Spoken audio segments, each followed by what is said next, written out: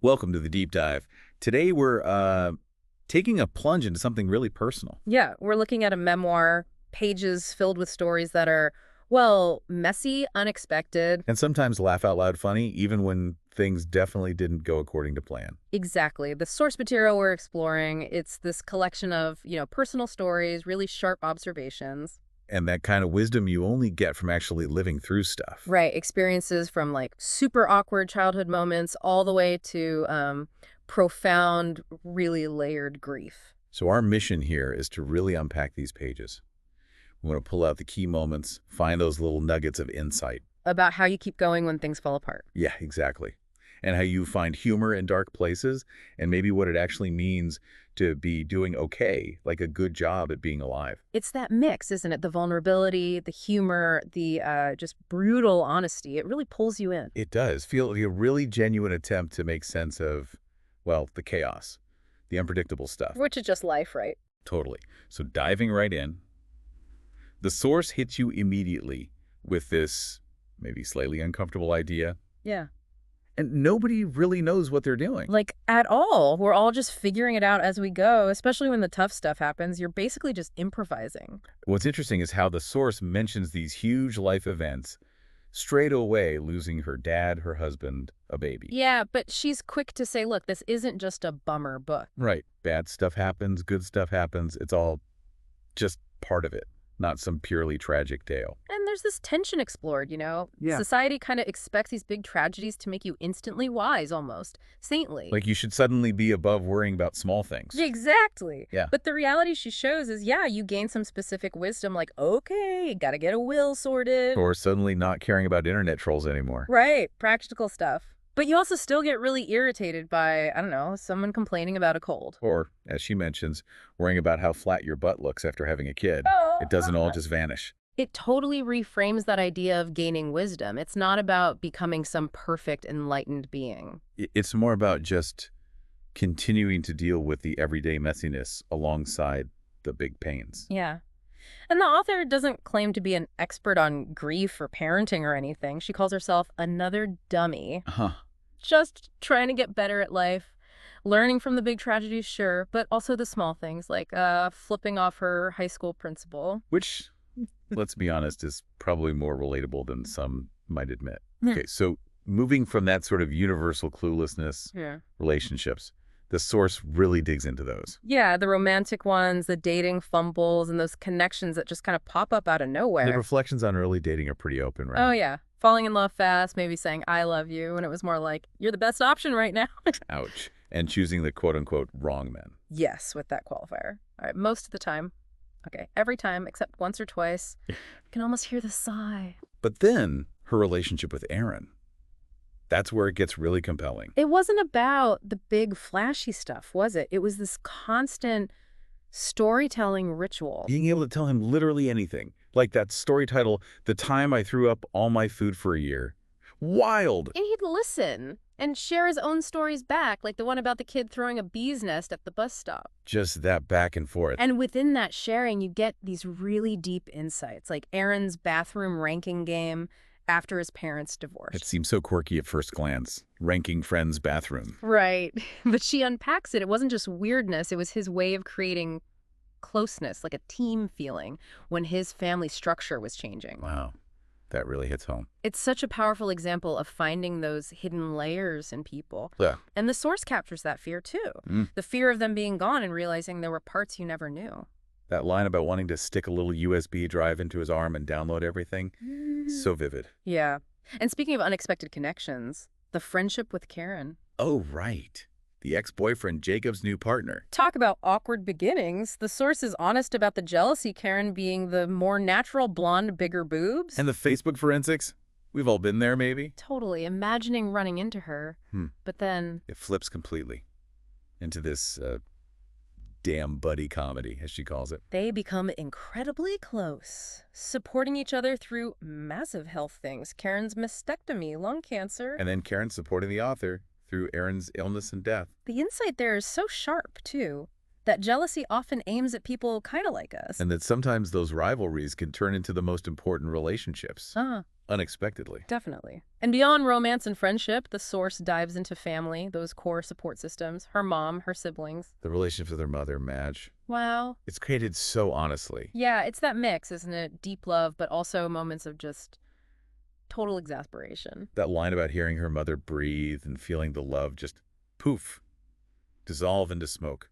So relatable for complex family stuff. But woven through all that irritation is this profound gratitude for the practical help, the emotional support. Teaching her to knit, helping with reports, the tampon incident, mortifying but helpful. The driving lesson crash. Being there after the miscarriage, helping with her son Ralph when Aaron was sick. It shows how parents can drive you nuts but still be absolutely wonderful, foundational. Completely. And her siblings, Megan and Austin, they play these huge roles too, sometimes in ways she didn't expect. Megan, the older sister, the trailblazer, did everything, first moved out, got a tattoo. And kind of mothered her too, in a way. Yeah, and the source really highlights Megan's support during the miscarriage, holding her hand, buying all those new underpants. So being there and cleaning, helping constantly during hospice, essential. And then Austin, the quiet older brother. Initially, she saw him as maybe more reserved, into his D&D, wanting to be left alone. But the source shows this quiet transformation, how he became this incredibly steady presence when Aaron was dying. Just sitting with him for hours, holding his hand, and that moment.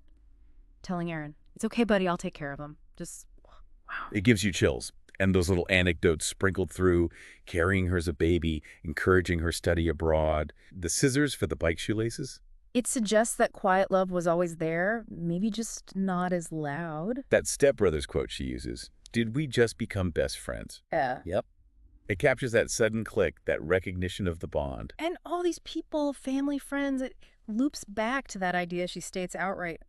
It takes a whole damn village. Not just for kids, but for life, right? And how lucky she feels to have hers. It's a really powerful thread, which brings us to the tougher parts. Grief, loss, and dealing with, well, other people dealing with your grief. Yeah, the unsolicited advice part. The source describes this intense layering of grief. Her father, the miscarriage, her husband, all relatively close together. She calls it grief on grief on grief. Grief to the third degree. Grief with interest. That sums it up. And there's that clash, isn't there, between how society thinks grief should look. And how it actually feels. Her reality wasn't like traditional therapy. It was using a meditation app. The guided nap. Exactly. And then just this flood of advice she didn't ask for. Books, prayers, articles on dealing with grief. The frustration with clichés really comes through, especially God has his reasons. Ugh, yeah. That one's tough. And the source just cuts through it. You will be sad. This is fucking sad.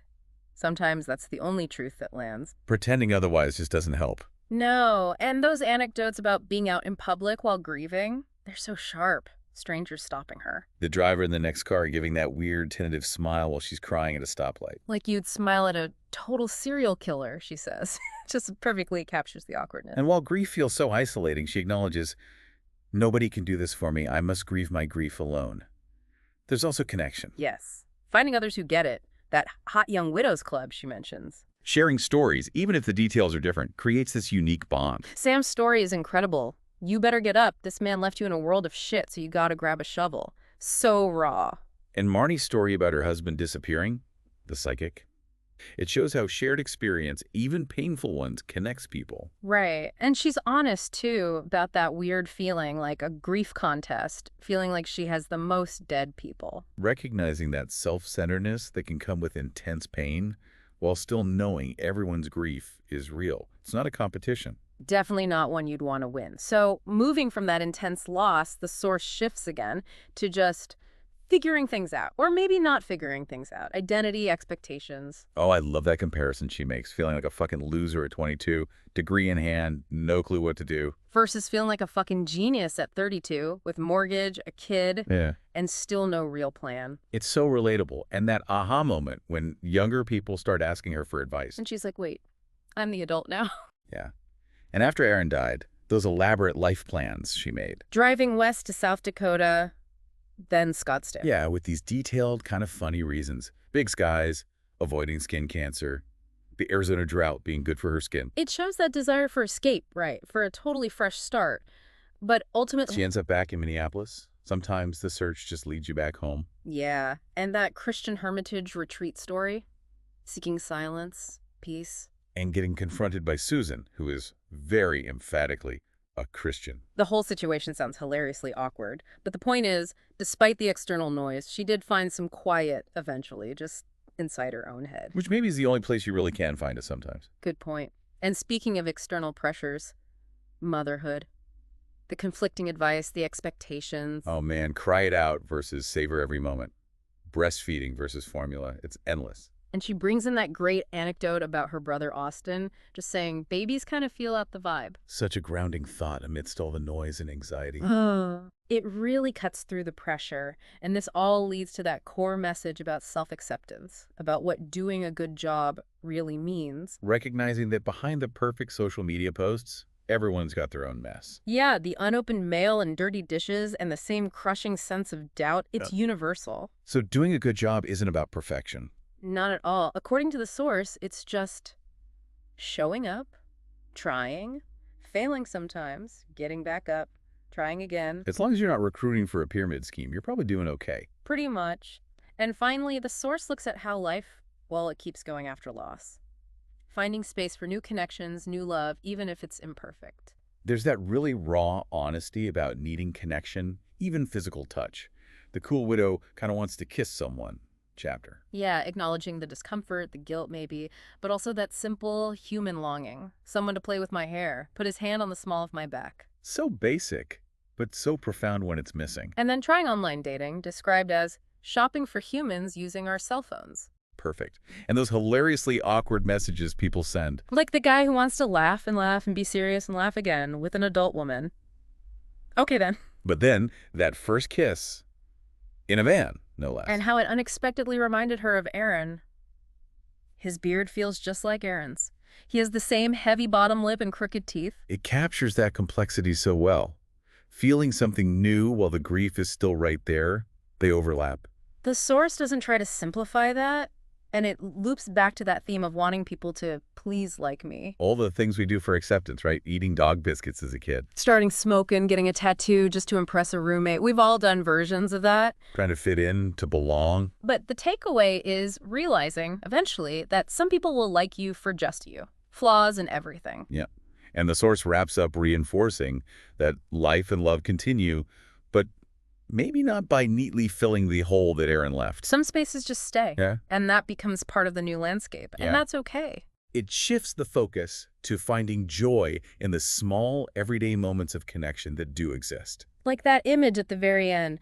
Your person has sent you a text. He's just taking a second to say hello to his person, and his person is you. It's about noticing and cherishing those little points of light. So yeah, this deep dive, it really underlines a few things, I think. Life, it's messy, unpredictable. Definitely. And grief isn't neat or linear. It's complex.